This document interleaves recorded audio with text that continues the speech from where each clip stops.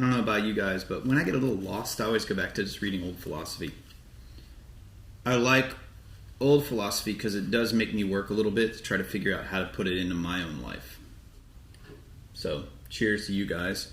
Today we're going to read Epictetus, the Enchiridion. This is the Stoic manual. Enchiridion, I guess, is Greek or Spanish or whatever language. Which probably didn't use that word, and then Enchiridion, which is manual. And I know what you guys are thinking right now. You guys are like, Greek? You're not Greek. Is that cultural appropriation? I'm outraged. Unless I'm like patenting this book and trying to charge the Epictetus family for it. Shut your mouth. Cultural appropriation is rad, give or take rap rock. Ugh. But the Judgment Night album was pretty good. I mean, Dinosaur Jr. with Del the Funky Homo Sapien. That was badass. It's 39 pages. There's been books written about this, but that just proves that us now, we're so privileged in our heads, we think too much about this shit. Get out there and live it. Little rules, right? Okay. Let's start. Number one. Sorry, I didn't introduce it. There are things which are within our power. There are things which are beyond our power.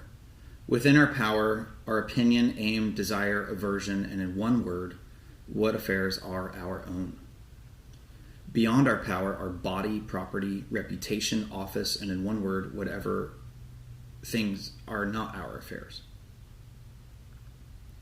Now the things within our power are by nature free, unrestricted, unhindered, but those beyond our power are weak, dependent, restricted, and alien.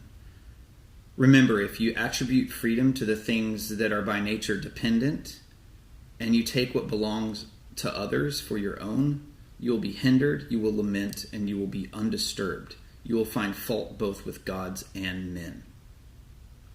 But if you take for your own only that is which your own, and view what belongs to others just as it really is, their own stuff, then no one will ever compel you, no one will restrict you. And you will find fault with no one, you will accuse no one, you will do nothing against your will, and no one will hurt you. You will have no enemy, nor will you suffer any harm. That's kind of cool, right? Stumbled a little bit. You guys will live. So basically what it's saying is mind your own damn business. It's also saying that there are just things within your control, things that are without. It's funny because I'm doing this on social media. When we're on social media, we have to understand that this in itself, and I like to put this back and forth to Indian culture, Chinese, the Greeks. I also studied a lot of Persian stuff.